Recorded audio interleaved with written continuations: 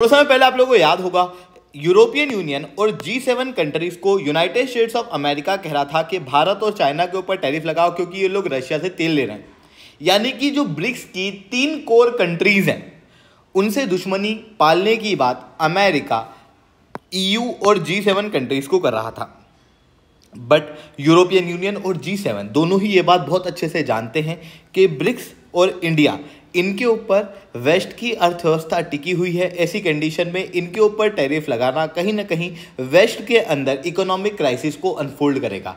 इसी वजह से वेस्ट ने यहाँ पर कोई भी रिस्पॉन्स नहीं दिया, जिसकी वजह से यूनाइटेड स्टेट्स ऑफ अमेरिका एक तरीके से इस ट्रेड वॉर के अंदर आइसोलेट पड़ते हुए दिखाई दे रहा है।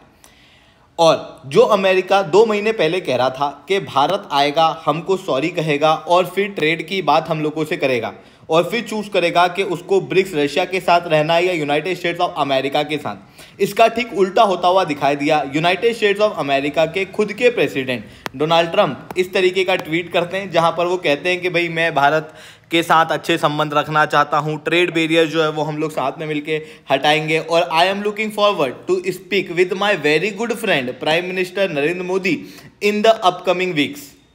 I feel certain that there will be no difficulty in coming to a successful conclusion for both of our great countries। तो जिस भारत को थोड़े समय पहले तक डोनाल्ड ट्रंप डेड इकोनॉमी कह रहे थे, अचानक से वो भारत अमेरिका के लिए ग्रेट कंट्री हो गया, क्योंकि अमेरिका को ये बात समझ में आ चुकी है कि भारत के ऊपर और टैरिफ लगाना अमेरिका के ऊपर ही चीज़ों को बैकफायर करेगा।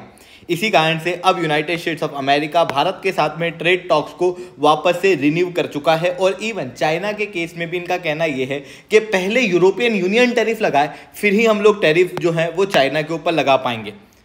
यहाँ पर क्लियर है कि अमेरिका बैकफुट के ऊपर आ चुका है, ग्लोबल पावर को घुटनों के ऊपर ब्रिक्स कंट्रियां लेके आ चुकी हैं। अब ये सब कुछ कैसे हुआ है, इसे मैं शुभलिंग चौहान डिटेल में आप लोगों के साथ में चर्चा करूंगा। बट उसके पहले आप लोग मेरे साथ में SRC 10 टेलीग्राम ग्रुप के ऊपर जुड़ सकते हो। मेरे क्लास की अपडेट, PPT, PDF सब कुछ आपको यहाँ पे मिल जाएगी। UPSC CSE तैयारी करना है, इंडिया के टॉप एजुकेटर से ऑफलाइन क्लास के अंदर पढ़ना है, आप लोगों के पास में अच्छा मौका है। अनअकैडमी अब केवल ऑनलाइन ही रहा है, अनअकैडमी अब ऑफलाइन भी आ चुका है। हमारे सेंटर्स ऑलरेडी खोले जा चुके हैं। जुड़ना चाहते हो तो इस नंबर पर कॉन्टैक्ट कर सकते हो। इसके अलावा मंथली करंट अफेयर्स की मैगजीन, प्रीवियस ईयर के क्वेश्चन, प्रीलिम्स के मॉक टेस्ट, NCERT के नोट्स की समरी, इंडिया ईयर बुक की summary free of cost download करना है। नीचे डिस्क्रिप्शन के अंदर मैंने लिंक दी हुई है, वहां से आप लोग डाउनलोड कर सकते हो। चलिए दोस्तों, आप समझने का प्रयास करते हैं यहाँ पे क्या हुआ। देखो, आप लोगों को याद होगा कि पहले चाइना और इंडिया के ऊपर टैरिफ लगाने की बात अमेरिका, यूरोपियन यूनियन और G7 देशों से कर रहा था, ये कहते हुए कि ये देश रशिया से तेल खरीदते हैं और वॉर को सपोर्ट करते हैं। बट वेस्टर्न कंट्रियों को ये बहुत अच्छे से पता है कि जो ब्रिक्स कंट्रियां हैं वो ग्लोबल इकोनॉमी का 40% तक इकोनॉमी को होल्ड करती है, जबकि G7 केवल 28% पे ही है।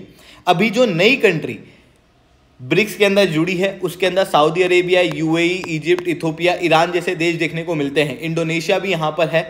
ऐसी कंडीशन के अंदर जो नई कंट्रीज हैं वो आपको नए ऑयल एक्सपोर्टर और मेजर ऑयल कंज्यूमर्स भी यहाँ पर देखने को मिलेंगे। ऐसी कंडीशन में यूरोप के अंदर ऑयल क्राइसिस आ जाएगा अगर यही ब्रिक्स कंट्री यूरोप के खिलाफ आके खड़ी हो जाए तो। इवन अगर मैं इकोनॉमिक ग्रोथ की बात करूं तो इंडिया फास्टेस्ट ग्रोइंग इकोनॉमी है पूरे वर्ल्ड के अंदर, 6.4% ग्रोथ रेट। चाइना के पास 4% का ग्रोथ रेट है। वहीं G7 जो है वो स्टेगनेंट हो चुका है लगभग 1% ग्रोथ रेट के ऊपर। और कई सारी कंट्रीज के अंदर नेगेटिव ग्रोथ रेट जो है वो अभी के समय पे देखी जा रही है। इवन ये जो ब्रिक्स कंट्री है, ये क्लियर है कि G7 से ब्रिक्स कंट्री काफी आगे निकल चुकी है और ब्रिक्स को आगे निकालने में इंडिया का एक बहुत इंपॉर्टेंट रोल है, क्योंकि भारत दुनिया की मोस्ट पॉपुलस कंट्री होने के साथ में एक मेजर ऑयल की कंज्यूमर भी है और साथ ही में भारत दुनिया की फास्टेस्ट ग्रोइंग इकोनॉमी और ग्लोबल लेवल पे सबसे अट्रैक्टिव मार्केट प्लेस भी है। यूनाइटेड स्टेट्स ऑफ अमेरिका के खुद के ही एक्सपर्ट्स की भाषा में बताऊं तो US का प्रेशर जो भारत के ऊपर दिया जा रहा था वो एक तरीके से ऐसा है कि एक चूहा किसी हाथी की कड़ाई को मरोड़ रहा हो, क्योंकि भारत जो है वो काफी मजबूत देश यहां पर देखने को मिल रहा है।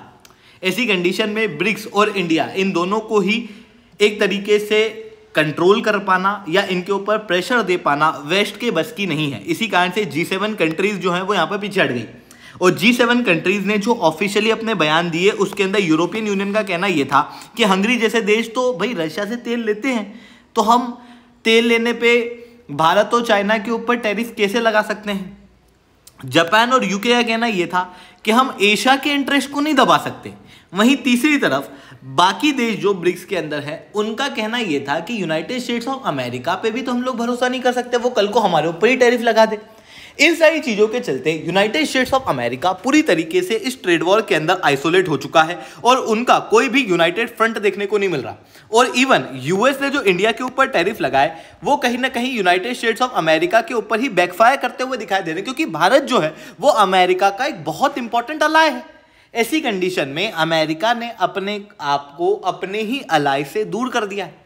और यूएस किस चीज के लिए प्रेशर कर रहा है? यूएस का प्रेशर है भारत जो है वो एग्रीकल्चर को ओपन कर दे अमेरिका के लिए, पर भारत तो ये चाह के भी नहीं कर सकता, क्योंकि India already UK, EU, Japan और ब्रिक्स जैसे मार्केट के साथ में ट्रेड कर रहा है। अमेरिका के मार्केट की बहुत ज़्यादा आवश्यकता हमको है नहीं, पर वहीं अगर हम अमेरिका के लिए एग्रीकल्चर को ओपन कर देते हैं, उनके जेनेटिक मॉडिफाइड प्रोडक्ट को भारत के अंदर आने देते हैं, तो उसकी वजह से हेल्थ के इशू तो पड़ेंगे।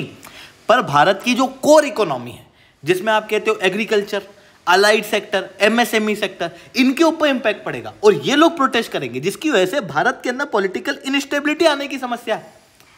तो क्लियर है कि अगर अमेरिका की बात हम लोग मान ले तो उसकी वजह से ओवरऑल रूप से भारत की जो डोमेस्टिक इकोनॉमी है उसके ऊपर नेगेटिव इंपैक्ट पड़ता ना।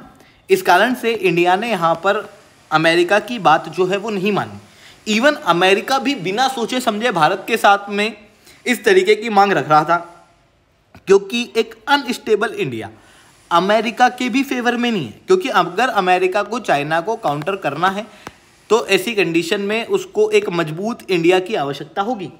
और इवन अगर अमेरिका भारत के ऊपर ज़्यादा प्रेशर डालेगा तो भारत के रिलेशन जो है वो ब्रिक्स देशों के साथ में और ज़्यादा मजबूत होते चले जाएंगे। इस कारण से अमेरिका के जो ये टैरिफ थे वो अनसस्टेनेबल थे, इसी कारण से इनको जो है वो बैक ऑफ करना पड़ा। अब अमेरिका का जो शिफ्ट है वो इस तरफ देखने को मिल रहा है कि यूनाइटेड स्टेट्स ऑफ अमेरिका अब भारत के साथ में वापस से ट्रेड टॉक्स कर रहा है, जहां पर रिसेंटली भारत के नेगोशिएटर्स अमेरिका के अंदर जा रहे हैं और अब भारत और अमेरिका के बीच में ट्रेड टॉक्स जो है वो बायलैटरल ट्रेड एग्रीमेंट के लिए शुरू हो चुकी है फिर से। तो ये चीज़ यहाँ पर हम लोगों को देखने को मिल रही है। आई होप ये सारी बातें आपको समझ में आई होंगी। लेक्चर अच्छा लगा हो तो लाइक करना, लेक्चर बहुत अच्छा लगा हो नीचे साथ रिटर्न कमेंट करना। यूपीएससी सीएससी की तैयारी करना है, इंडिया के टॉप एजुकेटर से ऑफलाइन क्लास के अंदर पढ़ना है, आप लोगों के पास में अच्छा मौका है। अनअकैडमी अब केवल ऑनलाइन ही रहा है, अनअकैडमी अब ऑफलाइन भी आ चुका है। हमारे सेंटर्स ऑलरेडी खोले जा चुके हैं, जुड़ना चाहते हो तो इस नंबर पर कॉन्टैक्ट कर सकते हो। इसके अलावा मंथली करंट अफेयर्स की मैगजीन, प्रीवियस ईयर के क्वेश्चन, प्रीलिम्स के मॉक टेस्ट, एनसीईआरटी के नोट्स की समरी, इंडिया ईयरबुक की summary free of cost download करना है। नीचे डिस्क्रिप्शन के अंदर मैंने लिंक दी हुई है, वहां से आप लोग डाउनलोड कर सकते हो। ठीक है दोस्तों, आज का इतना ही। That's all from my side. जय हिंद, जय भारत।